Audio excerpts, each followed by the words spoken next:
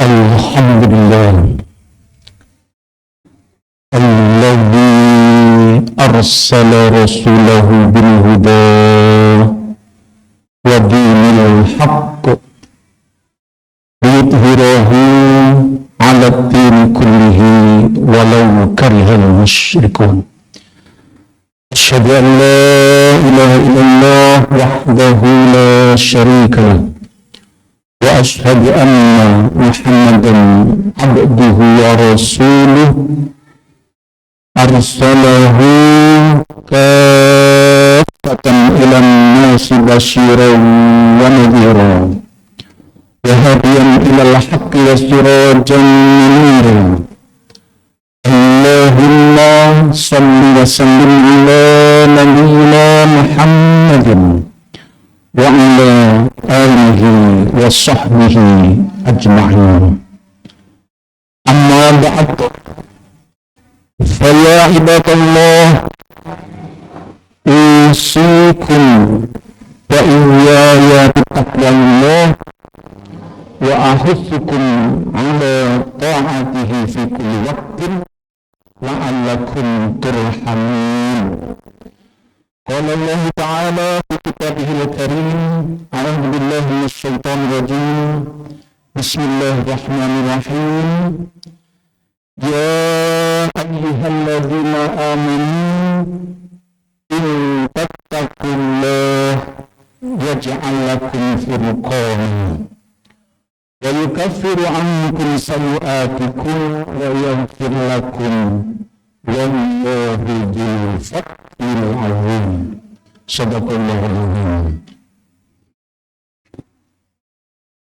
Alhamdulillah, alhamdulillah, kita pada kali ini masih diberi hidayah, masih diberi kesempatan oleh Allah Subhanahu wa Ta'ala dalam memenuhi panggilannya ibadah yang amat mulia, ibadah sholat Jumat. Dalam forum yang mulia ini saya ingin berwasiat, ingin berpesan, mudah-mudahan apa yang kami wasiatkan ini bermanfaat khususnya diri kami dan juga kepada para jamaah semua. Lebih-lebih lagi, sedikit apa yang kami sampaikan ini dapat menambah ketakwaan kita kepada Allah Subhanahu wa Ta'ala. Allahumma amin. Jamaah rahimakumullah, saya ingin sedikit membicarakan tema kita, yaitu mengenai bahaya materialisme. Orang Jawa bilang bahaya wong sing kedonyan. Apa maksudnya? Apa orang ini nggak boleh kaya? Apa orang ini nggak boleh berpakaian bagus? Bukan. Intinya orang ini mencari dunia yang sementara dan dia terus-terusan sampai istilah kendaraan tidak punya rem yang pakem, bahkan remnya cenderung kalau istilah kendaraan belum. Maka saya khawatir kalau kita ini hidup tidak punya rem yang pakem, maka kita akan masuk jurang, akan kecelakaan. Artinya apa? Lawan daripada materialisme itu adalah zuhud. Apa itu zuhud? Zuhud kalau bahasa gampangnya sederhana gitu aja, ambil sekedarnya. Kalau makan ya nggak terlalu kenyang. Kalau cari uang, cari harta, biasa saja, jangan sampai kita ngoyo melebihi kemampuan. Jadi coba kita banyak sekali mendengar para dai mungkin di mana-mana sudah sangat populer. Kita harus niru Rasulullah. Saya pikir-pikir, apanya kira-kira yang kita niru dan berapa persen kita niru. Yang lebih parah lagi, mohon maaf para jamaah, saya koreksi. Rasulullah itu sederhana, nggak punya, bahkan melarat, katanya gitu. Astagfirullahaladzim. Melarat, nggak punya, miskin. Padahal saya ngaji, ya sampai setua ini, saya belum menemukan setelah Rasulullah menikah dengan Sayyidah Khadijah, Rasulullah itu sudah super sukses, super kaya para jamaah. Kalau nggak kaya, masa bisa memberikan mas kawin pernikahannya dengan Sayyidah Khadijah sampai puluhan unta, bahkan ada yang mengatakan dalam sejarah 100 unta. Saya yakin mungkin perumahan Geraha Mutiara ini semuanya tidak ada yang memberikan mas kawin istrinya sampai 100 unta. Saya yakin. Ya, kalau satu unta misalnya 40 juta, 50 juta kali 100 sudah berapa? Apa bisa kalau orang nggak kaya? Setelah diangkat jadi nabi, umur 40, puncak kekayaan, beliau mulai mengorbankan hartanya. Sehingga kalau ada doa, beliau ingin meninggal dikumpulkan dengan orang-orang yang nggak punya, dengan orang-orang miskin. Itu maksudnya biar harta segini banyak ini untuk orang lain. Begitu para jemaah. Bukan Rasulullah yang nggak punya, bukan. Justru itu nilai spesialis. Coba, itu ada hadis Rasulullah pernah kelaparan. Nah kalau sekarang saya punya uang, suatu hari karena kondisional, satu hari saja atau beberapa hari, kemudian saya pas lapar atau tidak makan kelaparan, apakah terus kemudian kita langsung menjuluki orang miskin? Belum tentu. Rasulullah dalam hadis ini, dalam sejarah, rumahnya kecil. Sekarang saya punya pembina, saya punya guru, rumahnya sama saya besar saya. Taruhlah barangkali rumahnya sekitar 7 kali berapa gitu aja, tidak besar. Tapi beliau itu mengutamakan masjidnya yang besar, pondoknya yang besar, rumahnya kecil saja. Apakah guru saya melarat? Belum tentu, karena dia ingin sederhana aja. Begitu. Ada hadis lagi, Rasulullah tidurnya di tikar. Itu menunjukkan orang nggak punya. Allahu Akbar. Di Sidoarjo para jamaah dulu pernah ada tokoh. Sekarang beliau sudah wafat. Sederhana, tapi sawahnya hektaran. Mohon maaf, tanahnya hektaran. Tamunya hampir seluruh kiai-kiai pernah sowan kepada beliau. Karena beliau juga kiai. Tidurnya di mana?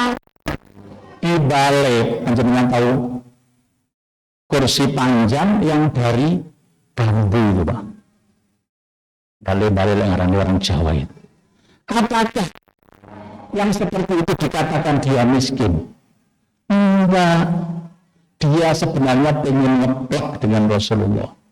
Ketika raja-raja kemana-mana dikawal naik kereta, Rasulullah enggak dikawal, Rasulullah hanya naik onta, naik kuda.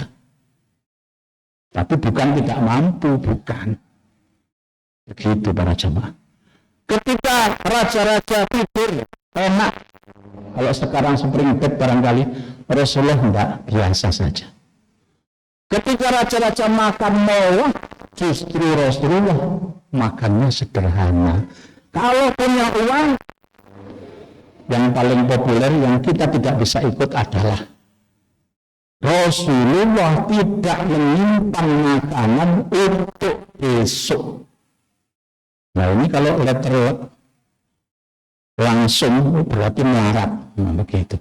Enggak, terakhir sebelum Rasulullah wafat yang dikasih makan oleh Rasulullah itu orang-orang ahli suffah.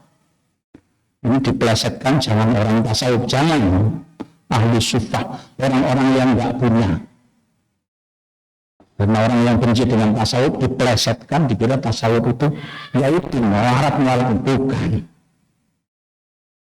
Karena forum Jumat saya tidak bisa menerangkan banyak-banyak. Orang melarat-melarat di situ sampai 300 yang ikut Nabi para jamaah dikasih makan sama Rasulullah gratis. Siapa pimpinan orang yang nggak punya yang melarat-melarat itu? Sahabat Abu Hurairah. Karena sahabat Abu Hurairah juga melarat. 300, bayangkan. Kita punya pembantu 1-2 saja sudah repot. Punya karyawan 10-20 aja sudah berapa kita gaji, sudah repot. 300. Makanya Rasulullah tidak pernah yang kemudian. Kenapa? Ya diberikan.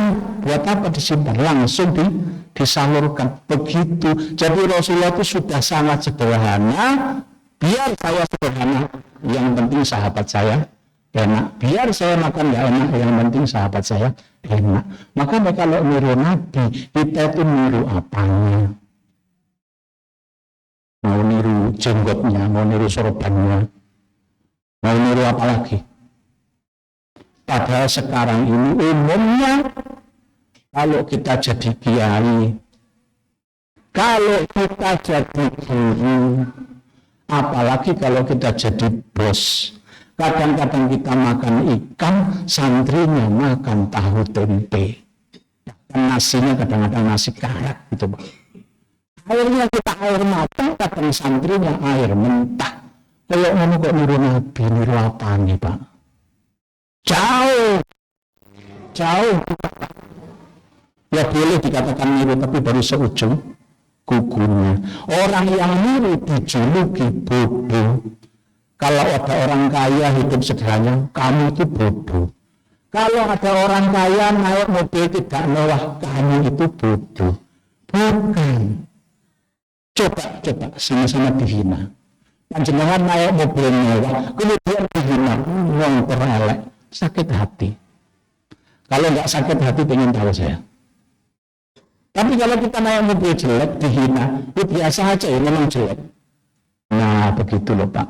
Untuk menjaga hati. Tadi saya buka.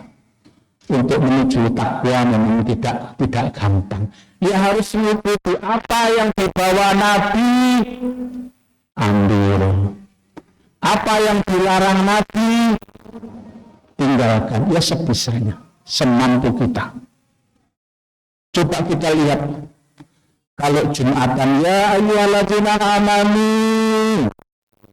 idza nudiya lis-shalah min yaumil jum'ah fas'au ila dzikrillah wa dzaril bai' dzalikum khairul lakum in kuntum ta'lamun. Wahai orang-orang yang ada iman, karena kalau orang enggak beriman enggak bisa Pak, enggak akan mampir ke masjid, apalagi ada pendapat musafir dibolehkan enggak Jumatan, enggak ada yang mampir sudah, kecuali orang-orang yang masih ada iman. Makanya yang dipanggil aman, bukan aslam. Kalau sudah hari Jumat diseru, ayo cepat-cepat menuju Jumatan, wadarul baik, tinggalkan pekerjaanmu. Kalau dulu perdaganganmu, karena mayoritas orang Arab itu dagang, dzalikum khairul lakum in kuntum ta'lamun. Ya demikian itu lebih baik bagi kalian kalau kalian mengetahui. Para jamaah, di antara nilai fadilah Jum'ah, diampuni dosa-dosa panjenengan 1 pekan. Jumat kemarin, terus Jumat sekarang masih ditambah 3 hari. Masih sisa berarti ada saldo panjenengan. Tapi kalau Jumatan yang mengikuti Rasulullah dan para sahabat, bagaimana? Sering diterangkan, datanglah sebelum azan dikumandangkan, datanglah sebelum khatib naik mimbar. Begitu. Kalau khatib sudah naik mimbar, azan sudah dikumandangkan, jangankan pahala seekor sapi, seekor kambing, seekor ayam, bahkan sebutir telur itu tak hilang. Jadi sebutir telur itu berapa nilainya? Paling 5.000 lah telur itu berapa harganya? Hilang. Kemana para malaikat? Yastami'unal khutbah. Mereka juga ikut mendengarkan khutbah. Begitu. Ada ulama yang mengatakan tidak sah Jumatannya kalau sengaja. Ada yang mengatakan tidak sempurna. Yang mengatakan baik, tidak ada para jemaah. Jadi kalau ditanya kadang-kadang, ya tidak semua, Mas kok belum Jumatan? Ini masih khutbah pertama Pak. Nanti aja kalau mau sholat, khutbah kedua saya cepat-cepat. Masih di warung kopi, masih khutbah pertama. Allahu Akbar. Kita para jamaah biasanya sholat 4 rakaat sholat duhur. Begitu Jumat pengganti duhur diskon jadi cuma 2 rakaat. Kalau yang 2 rakaat itu karena hari istimewa untuk mendengarkan khutbah, malah diambil yang 2 rakaat. Yang 2 rakaat kemana? Makanya mengatakan tidak sah atau tidak sempurna. Yang mengatakan baik tidak ada. Kecuali ada uzur. Ini yang saya maksud rum. Kita ya kerja, waktu sholat, waktu Jumatan berhenti. Nah begitu. Waktu sholat apapun, sholat subuh, kita tidur ya tidur, capek ya capek. Tapi kalau sudah subuh, bangun. Mau lebih baik lagi, 1 jam sebelum subuh. Panjang kalau saya cerita itu. Fadilah 1 jam sebelum subuh. Kalau sudah tahu seperti ini para jamaah, mari mulai sekarang kita benahi. Mumpung nanti kita belum meninggal, kalau sudah meninggal, kalau lihat Jumatan kita jelek nilainya, apalagi sampai enggak sah, berapa dosa kita? Makanya ada himbauan khotib tidak lama-lama, artinya yang memang standarnya itu seperti panjenengan sholat dan zikirnya. Kalau sholat dan zikirnya biasanya 15 menit, ya khutbah ya sekitar 15, malam-malam 20 menit. Itu para jemaah. Standarnya itu bukan apa-apa. Sholat kita, ya sholat di sini dengan sholat di Saudi beda. Sholat di Saudi dengan di Iran beda. Ya kita manut keadaan yang ada di tempat kita. Kalau kita sholat sama zikir 15 menit sudah lama, tapi kalau di Saudi enggak lama biasa. Jadi para jemaah lihat kondisional daerah masing-masing.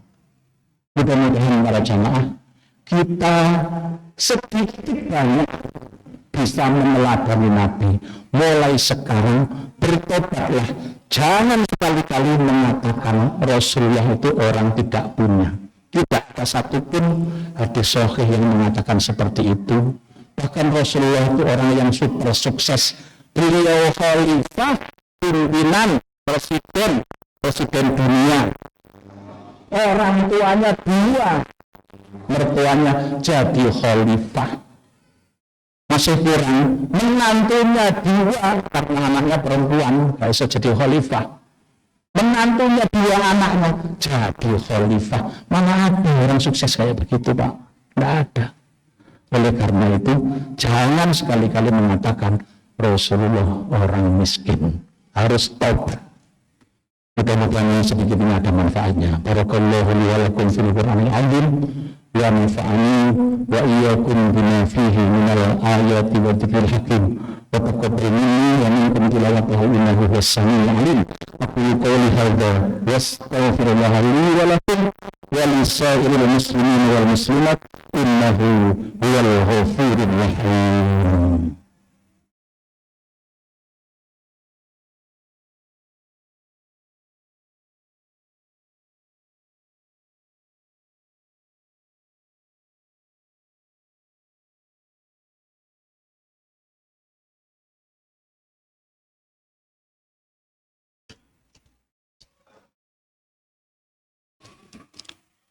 الحمد لله نحمده ونستعينه ونستغفره ونعوذ به من شرور أنفسنا ومن سيئات أعمالنا من يهد الله فلا مضل له ومن يضلل فلا هادي له أشهد أن لا إله إلا الله وحده لا شريك له وأشهد أن محمدا عبده ورسوله لا نبي بعده قال الله تعالى في كتابه الكريم إن الله وملائكته يصلون على النبي يا أيها الذين آمنوا صلوا عليه وسلموا تسليما اللهم صل وسلم وبارك على سيدنا محمد سيد المرسلين وعلى آله وأصحابه وقراباته